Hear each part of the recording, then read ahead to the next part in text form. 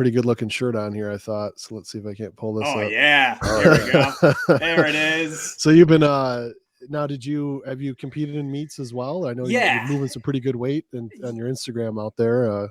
Yeah, absolutely. Yeah. So I actually started in Strongman. That was where I was really like, where I kind of got into the competitive realm of strength sports, and I competed at This episode is brought to you by First Detachment. First Detachment is an expert formulated supplement company founded by renowned coach Justin Harris. We've combined science with real-world experience in each product. We are battle tested. Are you? Find your battle today at firstdetachment.com. All right, YouTube, we're live. Hey, we were just laughing and going through some stuff. Realized we didn't have record on because these two, Sam and Justin, go back quite a bit. So really excited to have Sam Brown on with us today from Practice Movement and Recovery. He also has an amazing podcast, bunch of great guests. Sam's been doing podcasts before at Practice Movement Recovery. He was at Table Talks. So really excited to have you on, Sam. Thanks for joining us today. Well, thank you guys. I really appreciate it. And yeah, I mean, podcasts are kind of what I've been doing for the last 2 years of my life. Yeah, I know that the two of you have had some fun creating some content together, just kind of chatting with the mic on and recording on. I think sometimes Justin forgets the camera's rolling, but got any memories from those times down at Table Talks? Justin, I think it was about a year ago you and Dani were out. Was that about a year? That was a fun one. Yeah. And you know what? I was talking to Jacob, who was the camera guy at the time when you guys came out, and we had hours of footage of you guys, me, you, and Dani just rolling. We were we know we're not going to use any of this footage, but just for the memory's sake, it was worth having.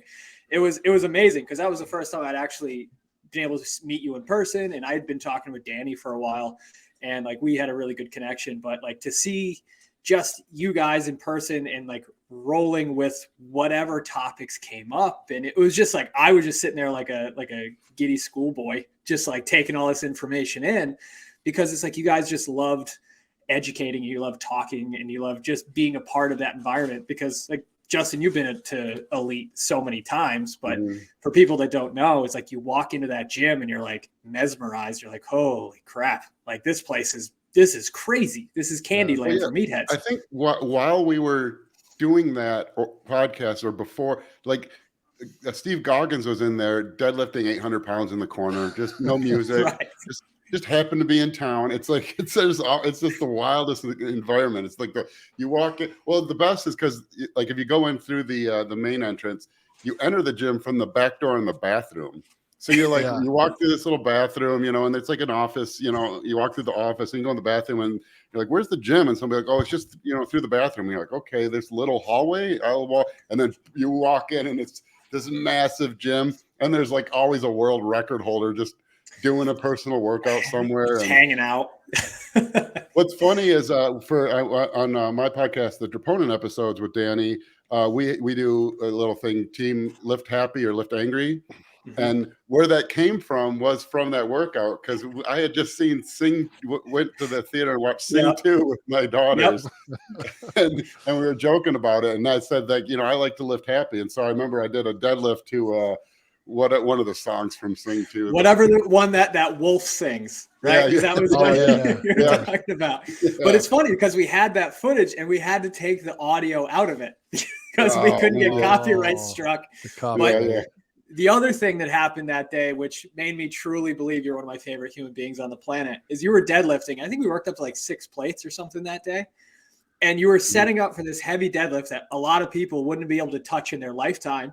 And you look down and you just do this with your hands because you forget which hand was under and which hand was over. I was that's the best. I'm not a very technical lifter.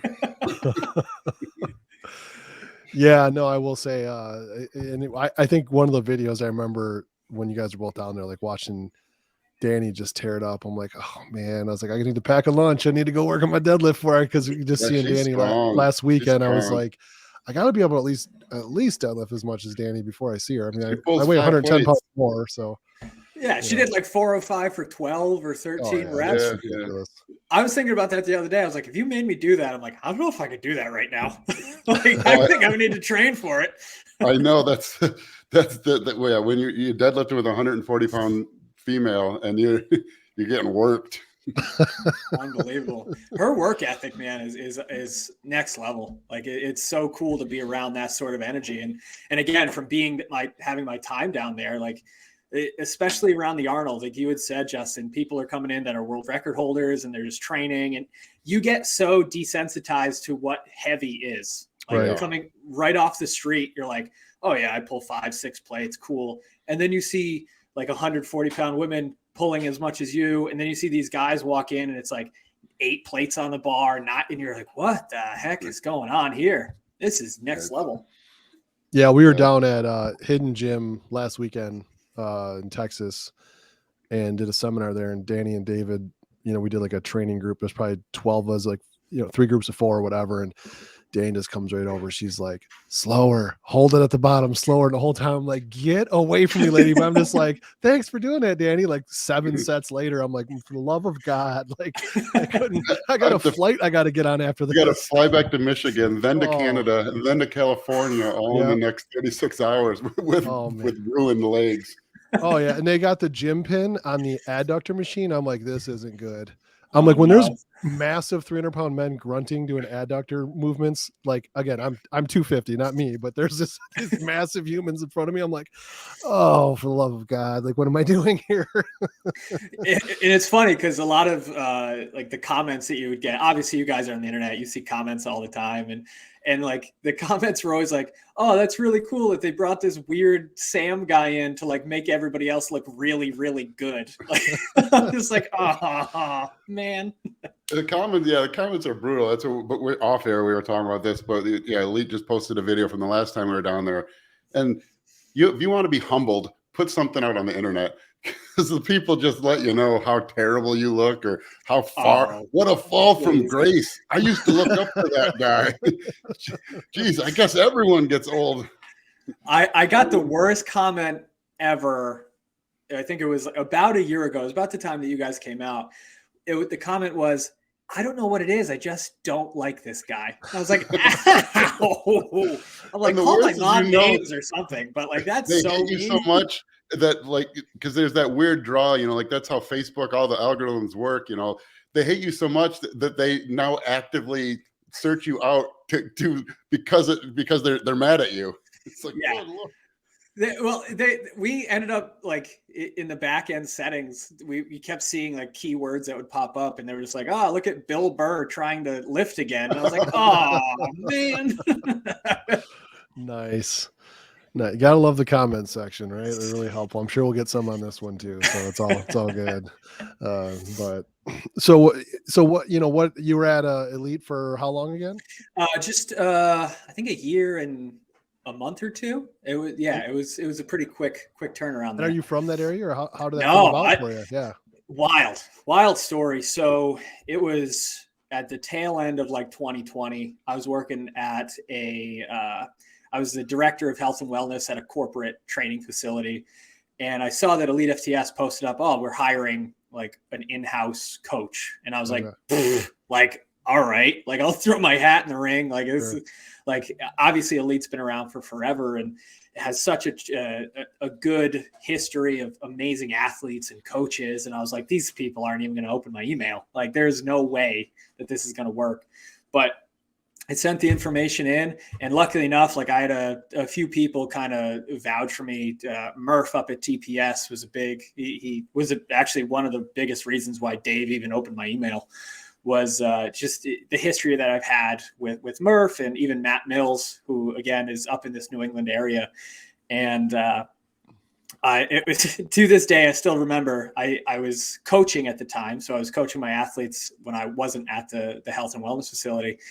And I see this like area code. I'm like, what area code is that? And I was like, looked it up. I was like, oh, that's Ohio. I was like, I need to take this like right now. And it was Tracy. So it was Dave's wife wanting to get an interview set up like that same week. And like, I just don't even remember what I said on the phone. Like I was like shaking. I was like, yeah, of course. Okay. This is great. I'll do that. So we jump on an interview, and I knew that it was going to work out because it was with Tracy and Dave. And you guys have been with Dave, and it was just like, we just started talking about training for the initial interview. And I got Dave talking. I kept asking him, like, I was just, because I was like, worst case scenario, like, they don't want to hire me, but at least I got a sweet conversation that no one's going to believe that I was actually a part of. So then a couple days go by, they say, yeah, we'll let you know.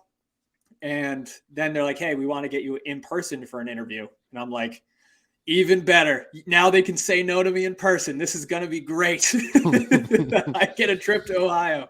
Nice. But my interview ended up being, I had to do a mock podcast with Dave. Okay. So they're like, just prepare some questions and some topics. And I was like, oh, okay. So they set you guys were on the table talk. Like they set the lights up, they set the cameras up.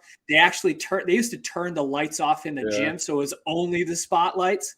And like, I'm sitting there having to lead the charge with Dave. I was like, oh boy, this is something. So we end up doing for like a 2-hour podcast. I think they still have the footage. I doubt they'll post it up because I think I was so caffeinated at the time. Like I couldn't even see straight. But then I ended up having a conversation with Dave, and then we ended up doing some videos. So we actually recorded some videos. They wanted to see how I interacted with the crew there. And we did some videos, and they seemed to like it. The crew liked it, and they offered me the position on the spot. And it was unbelievable. Like I was shaking the entire time. It was honestly a dream come true, because for years I was writing some articles and they were posting them, and it was awesome. But I had never thought like I would have the opportunity to go in there and, really just be a part of the team, let alone like even train in the gym, right? Like it's such a weird thing to think about from where I was to what opportunity I got. But I mean, it was such a whirlwind of amazing experiences. I met Justin, I met like Dani, I met all these people, and I got to work with them. Yeah. And one of the things that I'd always say to the guests when they came out, I go, this is about you. This has nothing to do with me.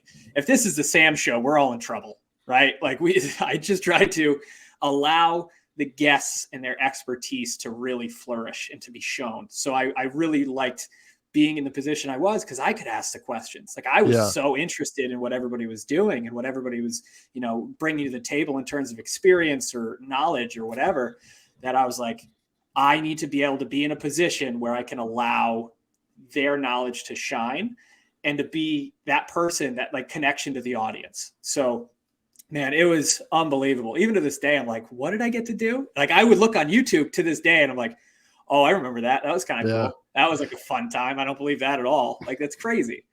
But yeah, no, I mean, I was there for about a little over a year. Before that, I was a director of health and wellness at a corporate training facility. I was working with athletes, but like I was always in the gym. I was always training people. I was always working with athletes. And I actually started getting more into the post-rehab recovery kind of a world where I would talk to clinicians like Dani or, the local clinicians in my area, where I would work with the people that were too broken for regular trainers and not broken enough for clinicians. Right. So that's where I started. I actually had an athlete that had a lower back injury, and I kept researching lower back rehab and injuries. And I kept seeing this name, McGill. I'm like, this guy is on everything. I was like, this is incredible. Good luck finding a study that on low back that didn't have McGill's name on it. So then I found out that he was providing classes and education opportunities. And that winter, the winter before, I went up to Buffalo, New York during the middle of like a blizzard for a 4 or 5 day. That's real winter out there too. That's next level. 4 or 5 day, like in-person training with McGill and his crew. And I walk in day one and I'm looking at chiros, PTs, clinicians, and there's me with my strength coach name tag on. I'm just sitting there. I'm like, I am wildly out of place. This is exactly where I need to be, though. There you go.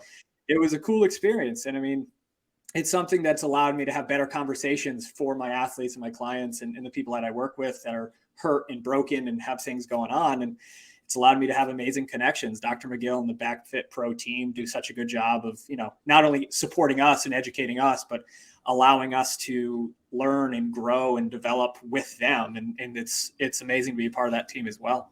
Well, I think that's really cool too, because like I would not have known all that about you, because I just assumed you were your background was more in production or something, because you were natural on the show, and I think, like you said earlier, just having that genuine, like, want to learn from the guest. It's, I think that's something that a lot of really good interviewers, you look at, like the Joe Rogans, or like some of the people like that, you can tell they're just like so genuinely interested. Their questions just really connect with the audience. And so I picked it up from you, to where I was like, oh, but he must have done some kind of radio or something, or, so it's really cool to hear that you also had that coaching background that I wasn't as aware of. I mean, I know now that you were, but just prior to that, I didn't know that. So yeah, I mean, again, every day that I had the opportunity to, make these videos and do this content with everybody, and even be on the podcast, I was like, I need to make the most out of this, because if this isn't being recorded, no one's going to believe me that I was even in the room with these people.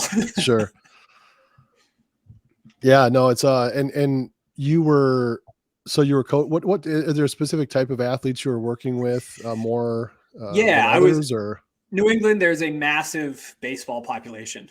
okay. So I was working with a lot of baseball players. I was working directly with like an AAU program. They had all levels, from like 8-year-olds all the way to collegiate, and everywhere in between. So I was working with them, and honestly, just from my own history of playing baseball my entire life, I was kind of connected in the area with coaches and all that. So that was like the bread and butter at the time. And that was a wild ride, because as you guys know, is like when you're training, is like you train on the hours that most people are not working. No, So yeah.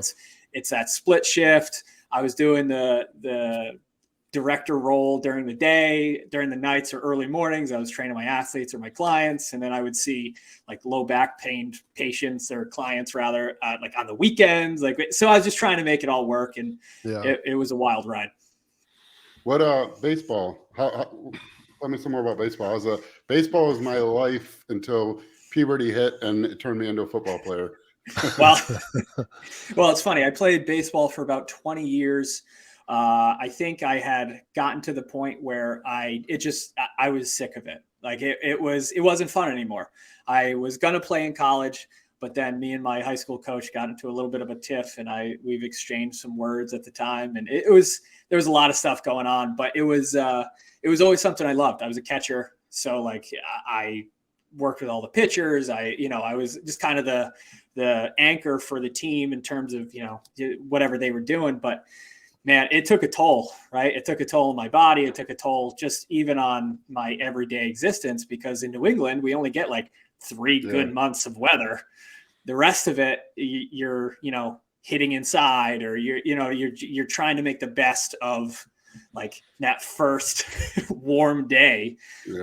So it was cool to kind of have that experience, and to be able to kind of help future generations of those baseball players as well, because honestly, New England is one of the best places to learn how to be a good baseball player, but you need to travel somewhere else if you're actually going to be really, really good, because you just don't have enough time in the year to practice. Yeah, baseball, that was my first love. Baseball is the one thing I just didn't have the ability. It's very frustrating, didn't have the arm strength. Even as a bigger guy, I didn't have power, didn't have that little, quick wrist or whatever develops that bat speed or, So that was all the way up till about, probably even, I was good. I played at, 2,000 person high school. I was a captain of the baseball team, but no real offers or anything. And it was just wasn't, it's very frustrating, like couldn't pick up pitch. I found out later I needed glasses. I did too. Yeah. I found out, I just got them a couple of years ago, and the doctor was amazed I never wore glasses, because he said, it wasn't like age. I mean, I have like age related stuff, which would be like, close up reading, but he said, no, you needed glasses. And when I first put them on, the first thing I thought was like, I want to see a curveball. Yeah. Now I got to see those seams on that ball. Yeah. Cause I like, they don't, because I would always have to try to read other tells from a pitcher on the pitch, because I couldn't pick up the spin that quick. So I'd have to really try to see, like a change in motion where they release the ball differently, but yeah, I love baseball, but it's very frustrating. I just didn't have what it took. Yeah. I mean, luckily enough for me, like being a catcher, that was my life, was like reading the spin, making sure, like, first off, making sure the pitcher threw the right damn pitch that you asked for. And so you don't look stupid, but it's one of those things that like it's amazing how many reps that really good athletes take on a daily basis, on a weekly basis. And it's amazing to see that, but that's also why a coach or a strength coach are so important, because it's just, they're doing the same movement pattern over and over and over and over. And it blows kids out in high school, right? Like kids throwing crazy curveballs or trying to throw sliders when they're in little league. And it's like, the kids are throwing heat now. You see the number, number of eighth graders throwing high 80s, and because I still follow, like my TikTok's mostly baseball and stuff, and the number throwing 90s in high school now is not even, it's not a big deal. I mean, it is a big deal, but the number of kids doing it, it's astounding. But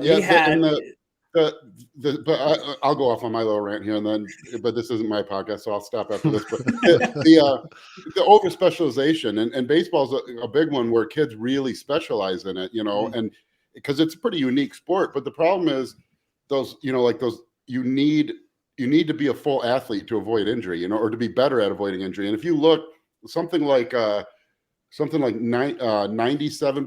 of NFL draftees were 2-sport athletes in high school, and 90% were 3-sport athletes. And it's like that across the board, And so, but you see so many kids now, especially with the travel sport system and year-round sports, that by age 10, they're specializing in baseball.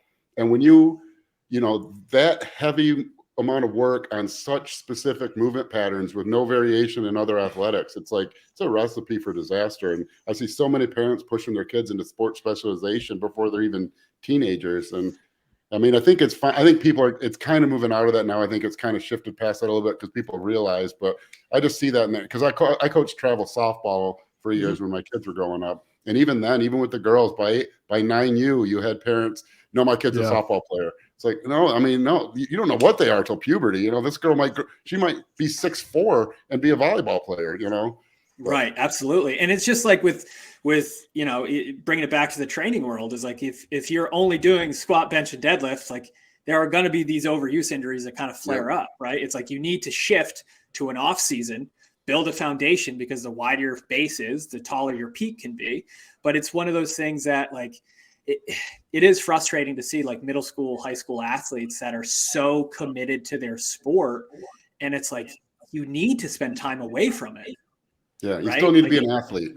Absolutely. You don't make it into the professional leagues in any sport if you're not an athlete. You need to be an athlete. If you're a pitcher, you need to be an athletic pitcher, but you can't just be a pitcher. You have to be an athlete, or you'll break down. Absolutely. And that was an example that I would use with my athletes. It's like, imagine you're just twisting a wire one way. It's like, that's what you're doing over and over and over. It's going to break. Like if it's going to be twisted in the same direction, folded in the same way over and over, like a paper clip, it'll snap. Yeah. Something will break. Yeah, even metal. Yeah, even metal. You can break it just by doing the same motion enough times. Yep, absolutely. Yeah, is there anything you saw like translate in, from coaching athletes to coaching? I'm imagining more. Were you coaching more powerlifters at Elite, or more a mixture? Or I was working with. So outside of Elite, it was a lot of football, baseball. Like it was more football than back in New England, right? Okay. So that was a nice shift for me, because I hate to say it, but most baseball players think they're made out of glass, right? Like they think they're very fragile, and like they have to do their hour of like wall slides and stuff to feel ready, right? But so it was nice to kind of have that shift to just offensive linemen that are like just clanging and banging. And I'm like, oh, this is way easier. This is great. Yeah, no, that's great. And then, I noticed, let's see here, try to pull this up. Got a little,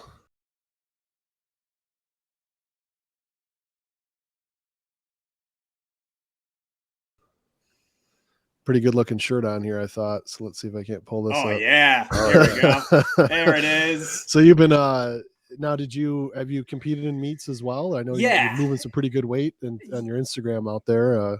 Yeah, absolutely. Yeah. So I actually started in Strongman. That was where I was really like, where I kind of got into the competitive realm of strength sports, and I competed at the national level in Strongman, and I was putting some pretty good numbers up in like the 198 class and the 220 class.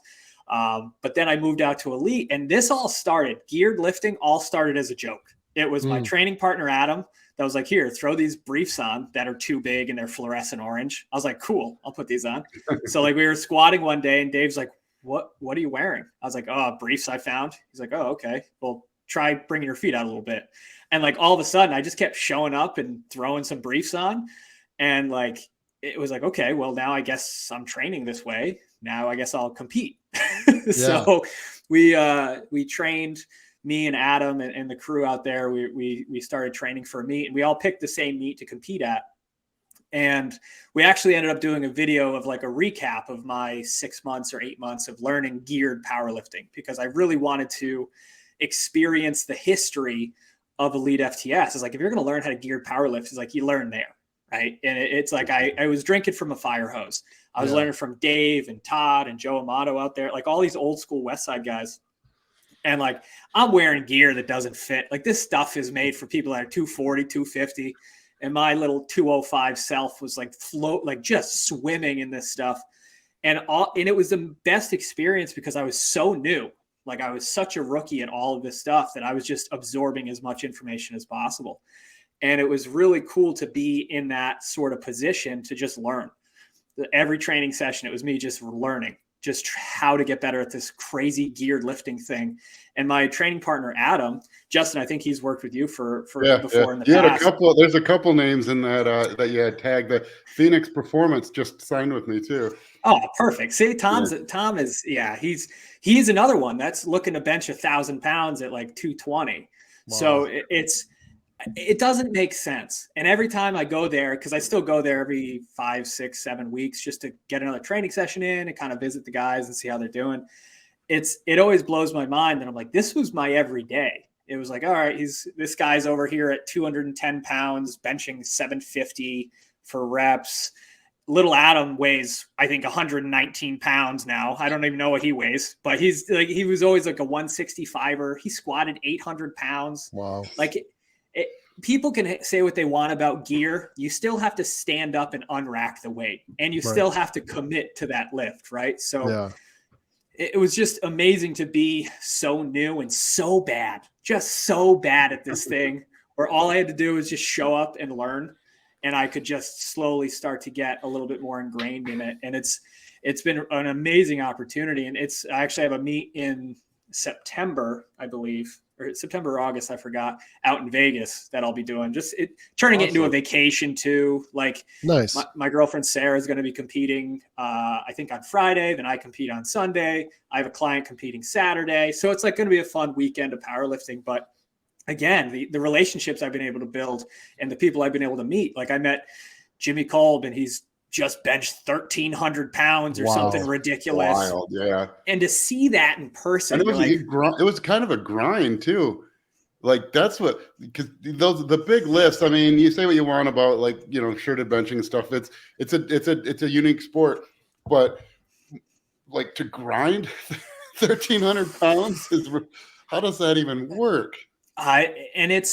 You start to, and I had Jimmy on my podcast and we were talking about it because like with raw lifting, you always kind of know where you're at. Like you have a rough idea of where you're at in terms of numbers, in terms of, what you think you can do. Geared powerlifting, if your technique is off, you won't even be able to touch a fraction of what you did. And vice versa. If your technique is on, you can throw 50, 100, 150 pounds more on than you thought you could. So it's this weird space. And I've really been addicted to it because it's kind of like NASCAR. It's like tuning, finding the gear that fits and finding the equipment that fits you best, and like understanding different materials give you different sorts of, attributes. Right. But at the end of the day, you're putting superhuman weights in your hands or on your back. You're not talking about just like slight muscle tweaks if something goes wrong. You're talking like blowing things off the bone, breaking bones. Yeah, I remember in my early 20s, like I said, I did powerlifting, and I remember, gosh, you guys would have to help me, like the different layers. What's the lower layer ply for like a bench shirt? Maybe it was a single ply, like an Inzer black like shirt. And my coach was Yeah. It was closed, Yeah. closed back. Oh yeah, those are horrifying. I would never. I would just So panic in one of those. Well, what happened was my coach was like, you can put on, the guy who was helping me was like, you can put on a bunch of weight, man. You're way under weight class. So I put on like over 20 pounds because he didn't know, like, you just like open Pandora's box, man. Like, I'm going to smash pizza every night. And so it didn't fit. The short of long is, by the time it came in, it was like 2 weeks before the meet, it didn't fit. So I had this, some 900-pound bencher. I don't remember who it was, but this animal was so nice. So he lent me like one of those denim ones, and like they had to like spray all through here and like undo the back, and like 900-pound bencher. That would have been in Michigan. Oh geez, who was that? Cool guy. Clay Brandenburg. I bet you it was Clay. I know Clay, but it actually wasn't Clay. It might have been a little under that then, actually. But yeah, it might have been. It might have been a little under 900 now I think about it, because you're right. Clay was the 900-pound guy. That's where my brain went to. But I remember. Yeah, you worked with Clay. That's right. He was a trainer at one of the company I was working at. He was a trainer in one of the health clubs there. But yeah, very, very big dude. And anyways, by my third attempt, I finally like somehow like got in the rhythm, and it was like boom, and they're like, the guy who like picked my weights was like, oh damn man, he's like, I screwed you. He's like, you could have did so much more. And I was like, well, I mean, whatever, it's my first one. Like, I'm like, I don't know, let's just make it happen. And that's when Tony walked in, Justin. I think I might tell you that story. My buddy walked in and started going just nuts. He was really loud and screaming. And my dad, who went into bodybuilding, he's like, that's kind of weird. You're wearing this tiny, he's like like a auto shop guy. Like, he never touched a weight. So you got these little bikini on. This is like kind of weird. I'm not sure I like this shit. And then he goes to powerlifting. He's like, that was pretty badass. He's like, that was cool. He's like, yeah. I was like, all right, Pops, you like powerlifting, man. That's cool. But yeah, the gear stuff, like you said, it's like such a difference if you, as you kind of learn how to use it. And I remember some of the drills we do. I'm like, how the hell is this going to help me? But once I was in it, and doing it, you're like, oh, that's okay. I got it. Well, Dave put me and Adam through like a classic West Side Circa Max. So that was just like bands on bands on bands. It was like 500 pounds of band tension. And like, again, I wasn't wearing anything that was wildly supportive. And I remember for the entire Circa Max phase, it was 3 weeks, I failed every single squat up until the very last one with like 600 pounds of band tension on, because he was basing the band tension off of Adam, who stands at like 5'6". Oh, yeah. And me at like 5'10". I'm like, I feel like I'm being screwed here. And I'm like, no, it's the same weight. It's the same weight. I was like, I'm not like a physics guy. Yeah, if you're the tall guy in the workout group, you get screwed on band work. Oh yeah, and then like box height and that, like everything. So I was like, okay, I'll just go through this. But I kept showing up. Like, I just kept throwing myself under the bar. I go, stay close, guys. And I would just take it to the hole and I would get pinned. But I eventually got one, and then something just like clicked. I was like, this is kind of cool. And I still remember the first time I actually touched my chest in a bencher, because if anybody's ever done it or hasn't done it, that's one of the hardest things. People think it, like the gear lifts it for you or whatever, but when you see pull, I had to pull on mine. Well, not only that, you got to bring it down to where you are right on the cusp, where if you go down towards your belly button 1 millimeter more, you're past 90. And you got to stay right there with weight that can kill you, and you ride it down. You got to ride it down. If you go 1 millimeter higher, you're never going to touch. 1 millimeter too low, and you're chopping your ding dong off. So you got, it's like, and you're riding that with weight that's way heavier than you want to play that game with. Mm-hmm. And you're wearing gear where that requires a certain amount of weight to actually move. Mm-hmm. So you only get a couple really good practice reps in a training session. Say you're working up to 85, 90%. It's like, okay, if something goes wrong, you run out of gas in the tank and you just can't even hold the weight in your hands, let alone complete a rep. Mm-hmm. So it's the high level of, potential risk just gets higher and higher the stronger and stronger you get, because there are some days too that like the equipment doesn't fit right. Like Joe, you had said, like if you gain some weight, something doesn't fit right. Or even worse, you lose weight and now you're swimming in it. And now you're like, oh, I can't even hold this thing up. This is going to take my lunch. So it's addicting. It really is, because it's like gambling almost, right? Like it's just one of those things. You're like, oh, I feel good about this today. I feel good about this today. I remember the first time learning like the hook grip. They're like, well, you just keep doing it until your thumb doesn't have feeling anymore. Then you'll be ready to roll. I'm like, this kind of hurts. Like I didn't want to admit it because like they're like, oh, you're a wuss. Oh yeah, And I'm like, fingernail just breaking. That that used to be a way we torture each other in elementary school. It'd be like pinch your fingernail because it's really painful, Now you're doing that with 700 pounds. I know. Like, well, I'll just wait, a couple times it'll be in black and blue and then you'll lose feeling. I'm like, okay. Well, when I put the briefs on for the first time and I squatted in briefs, it was like, I was like, wow, these pants are really tight. These are really, really, really crushing me here. But you get these tiger stripes around your thighs. And my girlfriend was like, what the hell are you doing? I was like, I swear it's fun. What are you going to? Yeah, right. I was like, your upper thigh looks like a tiger. I was like, I don't know, honey, but I'm going to keep doing it. No, that's funny, man. Yeah. So, and you mentioned strongman too. I actually, in my early 30s did, very undertrained for the event. I did a strongman event. And, so we get there and this massive mountain of a man's like, everyone come in the center. And he's like, all of your weights, I bumped them all up a weight class. And if you don't like it, you're a pussy. I'm like, really? Like, dude, like I was training to get to the weights in my weight class and then like bumped them all just because he said we were, this is the way we do things here. I'm like, great. So, awesome. But it was still a great experience. And I had my favorite was the Atlas stones. Like it was just, there's just something cool about your hands being all tore up and you're lifting stones. Like how much more manly can you get than that? Right. Oh, but absolutely. Did you have any other events you really were good at or kind of stuck with?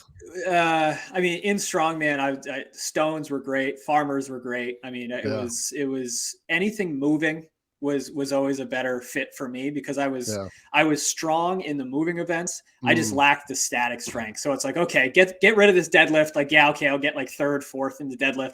But those farmers, I'm gonna set a land speed record with those things, right? So I was always more of the movement guy. So but it's funny. You had mentioned how like you're looking at like athletes now, like in the baseball realm, as like how the athletic potential has just increased over the course of years. Strongman is the same way. Now you're looking at 231 athletes lifting 400 plus pounds over their head. Yep. And at the time when I was competing more regularly, it was like if you had a 315 log, like you were the man. Yep. Now it's like 350, 400. And I'm looking around, I'm like, what the hell happened? This is not the same thing. The strength sports in general are insane across the board now from 15 years ago. I remember, well, there's some old like strength compilation YouTube videos, and there's a couple I'm on that like I was like proud of at the time, but they're almost laughable now because I remember one of the like around 2006, when YouTube was pretty new, there was I can't remember who it was a strongman competitor, and he deadlifted 700 for 7. And that was like wild. Like everyone watched it. Like, dude, rep, like 700 wasn't crazy. But at that time, there was only, Konstantin Konstantinov and Benny and what's the UK guy, first 1,000-pound deadlift. They were only 900-pound pullers, And so there were, like Matt Kroc, there was maybe a dozen 800-pound pullers. And so this guy repping 700 pounds was like wild. Dude, you can go on Instagram right now and within 30 seconds of scrolling, find 7 people repping out 700 on deadlift. It's under 200 pounds, right? Like it's wild. Yeah, I'm glad I'm the age I am and got out when I got out because like what was impressive back then is like laughable now. It's remarkable how strong people are. Yeah, and it just keeps going up. It's like you like I pay a lot of attention to the strongman world in general, especially the 231 weight class, because that was kind of where I was. And I'm thinking back to my best numbers. I'm like, I wouldn't even be able to sniff the jock strap of these guys. I'm like, what the hell? Like it's such a different world. And it's so cool to see because the sport is just advancing at such a rapid pace. And even in the powerlifting world, like in the multiply powerlifting world, still it's a super niche sport, but like Jimmy Kolb with 1,300, like it doesn't even make sense. Like the things that people are doing, I'm blown away by. Yeah, it's just unbelievable. Yeah, I think is John is John still working with you right now, Justin? I know John Heck, he's got some he's not working job with opportunity right in the NFL. But he went with the Texans. Yeah, John. Yeah, he's crazy strong, and the strongman guys are just mountains now. I mean, like a classic Hall of Fame strongman like Zydrunas Savickas. would be dramatically undersized if he was still, like at 6'2", 340 or whatever. I mean, guys are 400 pounds isn't even a big strongman anymore. Like O.D. Wilson used to be, the mountain. Now he would be the hill, compared to the real mountain. It's just crazy. It's just for what I mean, all sports progress, but what the strength sports have done in the last 15 years just blows my mind. Is there anything you see, Sam, with like improvements in either, nutrition or program design? Like, what are you seeing from your viewpoint, with all the people you've interacted with? Well, it's interesting, right? Like we always kind of look at the internet as like, okay, well, there's a lot of crap on the internet, but I think overall, like it's way easier to find quality information and quality training information more readily than there was. Cause when I had the podcast with Joe Ken talking about Brian Shaw and his training and his history, is like, I remember, I think when I was still competing, like early on in Strongman, I joined Brian Shaw's like $5 a month pay site where you could just like contact him and talk about training. And that was how it was like such a niche and a niche and a niche that it was like, it was a lot more difficult to find quality information. Now you got guys like making an Instagram post, like breaking down their entire training cycle. And you're like, oh damn, like there's a lot of good, useful information on there. And it's like, it's amazing to see. And when I was at Elite, I was able to kind of just watch the internet in terms of the ebb and flow of how data or how information is presented and kind of how to connect with people more often. And people are on YouTube like TV, right? Like TV used to be. Like people watch YouTube as if it's, NBC or something, right? And you got CNN or something like that. We'll get like 188,000 views for something where you got YouTube people getting millions of views for everything they put out.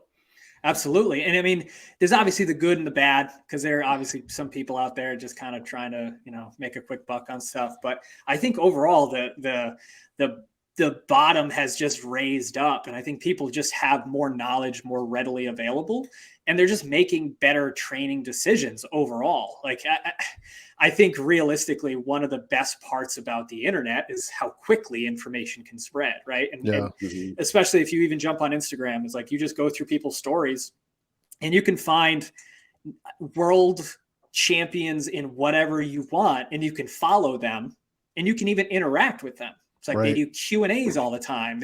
You can DM them and they'll answer. Right. And you can get a lot of really useful information. I was at Elite actually the week after you guys, or like the end of the week that you were there, and I got to train with Dan Bell. And like, I saw that. I was going to ask you how was that? It was unbelievable. That guy doesn't even make any sense. Like, if you watch his video of him squatting 930 for 2, you see me as a side spotter. It was like me and Jaden. And we're both standing there looking at each other like, if this goes south, man, like we are in this together. we got to take this for a ride. But you see, I was watching him from like a coaching perspective, and I was watching him just explode with 5, 6, 7 plates on the bar. His heels were almost touching, and he was just exploding with the weight. And I was like, this doesn't make any sense. And we had to tell him, like, as he got up to that 930, there was a crack on the floor where the 2 mats were kind of separated. He said he didn't even notice it. We were like, we're going to need you to take one less of a step backwards because this is scaring all of us as your spotters. He was like, I didn't even notice. I was like, okay. Well, you're talking a lot about education and stuff. One thing I know you have the in between the sets podcast going on. How long has that been going on? And I know you have one of Justin's one of his favorites, Ed Coan, on your first episode. So man, I had to jump with a bang. After leaving Elite, I got so many messages from people saying, hey man, like we really want you to, keep having these conversations with people, because they just really enjoyed the information that I could get out of people and how comfortable I made people, and they could just kind of talk about things. So I was like, you know what, if I'm going to do this, I'm going to swing for the fences on episode 1. So I reached out to Ed, and he was like, oh yeah, absolutely. 100%. No problem. Cool. I was like, awesome. Cool. And actually he's one of my biggest haters on the internet. Anytime I post a squat video, he's just cracking on me for depth. He is just all about messing with me. And it was funny that when he was at Elite, with one of the last weeks that I was there, he came up behind me, and you guys have met him. Like, his hands are this long. It don't make sense, right? It doesn't make any sense. He reached behind me. You know, I'm sorry to cut. You know, homunculus, the guy in your brain. Yeah. The sensory thing. Yeah, that's what he looks like. Yeah, like, I know. massive hands and feet. It's unbelievable. So he came up behind me and he grabbed my lat just about as hard as a human being can grab it. And I was like, what the hell is this? And I was like, hey, Ed, man, like, you got pretty good grip. You should try this powerlifting stuff. I think you'd be pretty good at it. Well, yeah, and you also had, let me pull this up really quick. You had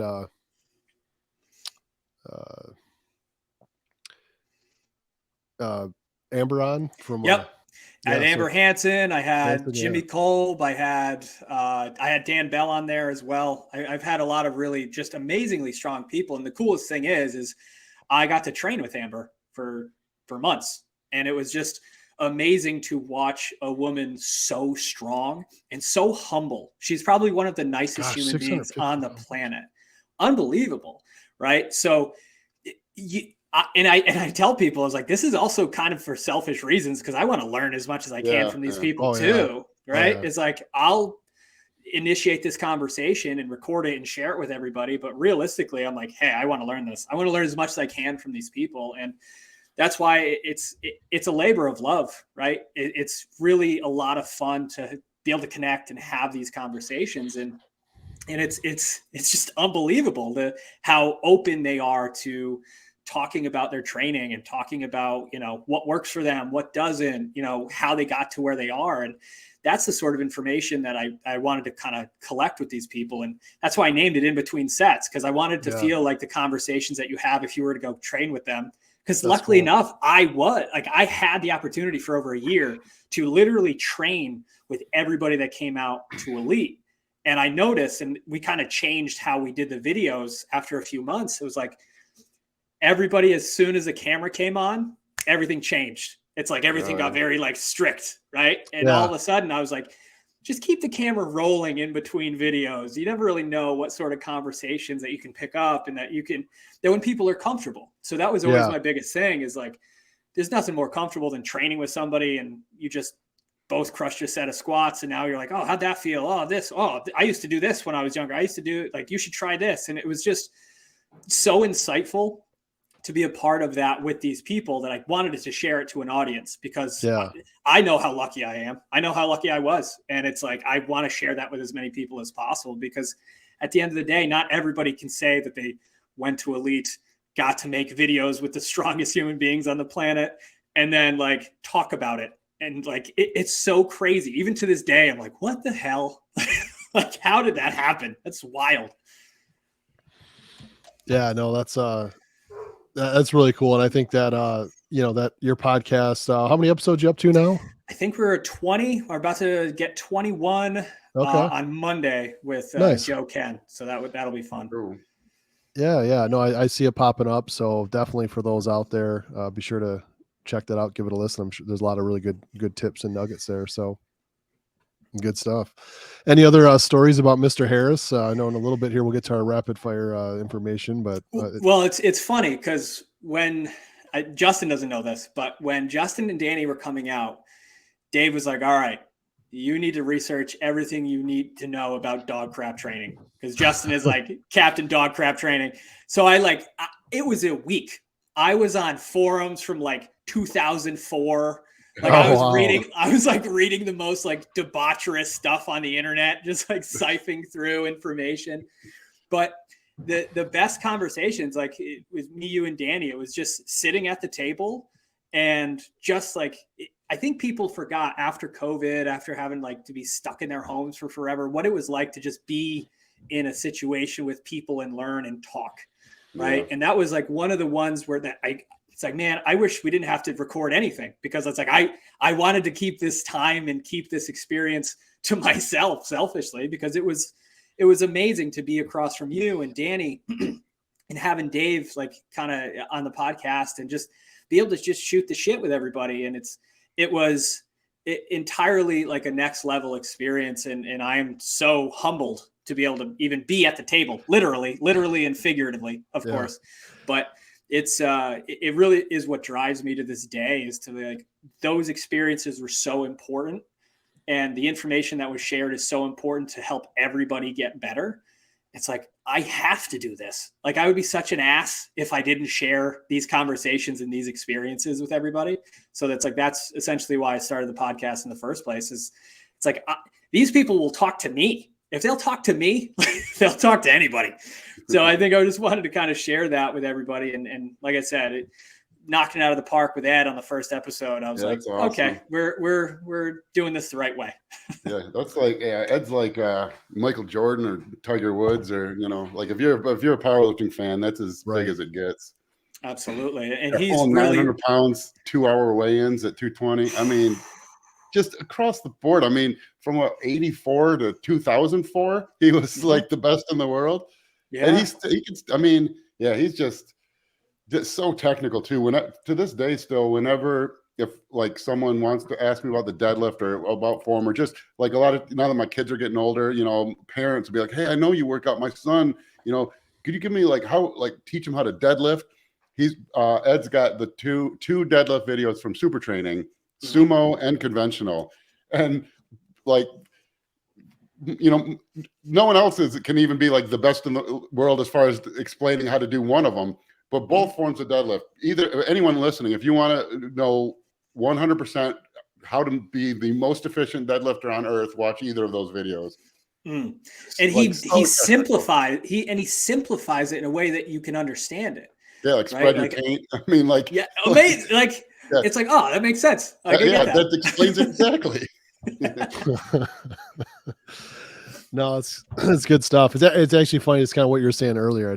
It's interesting how many people talk about like DC training just over the last couple months with Justin traveling around. And I remember when we were in like Powerhouse Gym over 20 years ago, like he's like, yeah, there's this thing, everyone's calling it dog crap training. We're going to do it for the next 6 weeks or whatever it was, or however long we did it. And it was just like, just thinking we were just doing this one little phase, and then to see still people later like, hey, Justin, can you talk about DC training? And it's like, it's crazy to think of that. I remember those deep, painful stretches. That was always fun. But it's funny to think what's going to stick. Who would have thought all those years later you'd still be getting still comes up right out of the gate where But we'll have to put our heads together and come up with something, because I think it's the branding. It was the name of the training is why it's cat stuck. Shit training. Yeah, cat shit. Yeah, cat training. I already do horse shit training. That's been my training recently. All right. Well, we appreciate you coming on, Sam. We know we're gonna be wrapping up soon, but we'll go through kind of some rapid fire round here. We call it shoot, move, and communicate. So it's a combination of short answer and one word answer. So I'll kind of guide you through that. Sure. And then at the end, be sure to tell everybody about, your gym and what you have opening. Cause we definitely want to, I know that you kind of have it going, but it's officially opening a little bit after the Arnold here coming up pretty soon. So definitely want to share that with everybody. So first question, what accomplishment in competition has made you most proud? Strongman Nationals 2018. I did a 315 farmer's carry per hand for 100 feet. And I think I got 6th or 7th out of 50 or 60 athletes at Nationals. And I was like the biggest, like, okay, I deserve to be here moment, because everything else didn't go well that day. But it was like, I'm going to set a land speed record with these farmers handles. That's for sure. And that was at 198. So it was a sizable, a sizable feat there at the time. Wow. That's a great answer. All right. We'll follow up with an accomplishment outside of competing that has made you most proud. What would that be? I think becoming an uncle. I think that was, it really is like the coolest thing to see my nieces and nephews kind of running around and being given the opportunity to be a positive influence for them. And it's made me a better person to this day. I was talking to my girlfriend about it. I was like, I don't know what it'll be like being a father, because I would do anything for my nieces and nephews. I can't imagine the level of crazy I'll be when I have my own kids. Good deal. Good deal. All right. One word to describe your experience at Elite FTS. What would it be? Chaos. Nice. Nice. All right. One word to describe Mr. Dave Tate. Interesting. He's a very interesting guy. Yeah. Good deal. Good deal. All right. Next thing would be one word or phrase that you would give to encourage an up and coming athlete. What would it be? Ooh, that's good. I would say keep showing up. Just keep showing up. Keep showing up. Got it. Good deal. All right. Next one. If you had to miss one, what would it be? A meal, a night of sleep, or a training session? Ooh, training session. 100%. All right. Good deal. All right. Next thing we talk about our passions here. We have a saying. We could talk about being all in. So we just like to hear about what is something you're really passionate about that you're all in on today. What do you have going on? I would say being a point of, or being in a position where I can share knowledge, share experiences, share information. I am so passionate about helping and allowing other people to be great at the things that they do. Right. Like I feel like I'm got some of the best assist skills in the fitness industry. Right. It's like I just dish the rock out. Right. Like Nice. I'm never going to be a world-class lifter in any regard. But at the end of the day, if I can help somebody be better, if I can help somebody be stronger than me, like all my athletes are stronger than me. It's my best accomplishment is like everybody that works with me is way stronger than I am, like pound for pound. And that's the coolest thing to be able to kind of be a part of that. But in terms of the educational side of things is just providing information that helps people, giving people, different perspectives on things and being at a point where I can have conversations with really knowledgeable people like yourselves and the people on my show that really help people get better. I think that's what I'm all in on. No, that's awesome. Appreciate that. Well, tell us a little bit about what you have going on right now with your gym opening up soon. What's your vision for it? We talked about the podcast, obviously. So can you share a little bit about the gym and what you have in the works? Absolutely. So having spent so much time at Elite, I love what Dave has done building a facility that draws people in for education, for performance, for everything. And I realized like that sort of model can be done on a much smaller scale. So I wanted to kind of build out a really badass training facility for, to help coach it, to bring coaches in, to train their clients in an environment that's safe and that knowledge can kind of prosper and people can always get better, but also to have a place where I can bring guests in like yourselves and anybody else that, put seminars on for the area, because that's one of the biggest things that I notice is just the lack of hands-on education in our area. Like there's a couple seminars every year that are kind of big ones and there are other companies that do it, but it's like, I want to bring that EliteFTS experience of like learning to train and like how Dave used to do those learn to train seminars and all of that. And just to provide an outlet for people to learn and get better. So that was really what the biggest thing that I wanted to do with this facility is. It's not a huge place. It's about 1,600 square feet, but it's one of the only gyms in Rhode Island that has a monolift, that has competition benches, that has like EliteFTS gear, right? And it was just a passion for me to be like, this stuff is so good. And the people that make it are such amazing beacons in the world of fitness and training and strength. That it's like, I want people to be able to experience a little bit of that up in my area. So it really is, again, it's, I want to create a place where people can learn, get better, get stronger, and just, experience a little bit of what I got to with a training crew with, get them into lifting on a mono. Like there's so many people just haven't had those experiences. And it's like, I want to be able to kind of provide that to the people in my area. Yeah, good deal. Well, thanks so much for coming on. Absolute pleasure. I know we've been chatting on Instagram for a while, and obviously you and Justin know each other well, and it's great to get to know you a little more today. And, for everybody out there, as always, be sure to subscribe, like, and comment. And again, in our comment section, if you have questions specifically for Sam, we'll definitely ping him if there's something that you'd like to know directly from Sam. And then what in the name of your gym one more time? Practice Movement and Recovery. Okay. Practice Movement Recovery. And then what's your, just people want to find you on Instagram. So my Instagram is Sam Brown Strength on Instagram, all one word. And then I got all my other links in the bio on there as well. Also, just wanted to let you know that this podcast was fueled By a little Wow, bit look at that. little bit of WTF there. So Appreciate that. A little shout out. Yeah, there it is. Yeah, we're happy to have you supporting us as well. So thanks so much, and for all of our viewers out there, have a great night, and we'll see you. Take care. See you later, guys.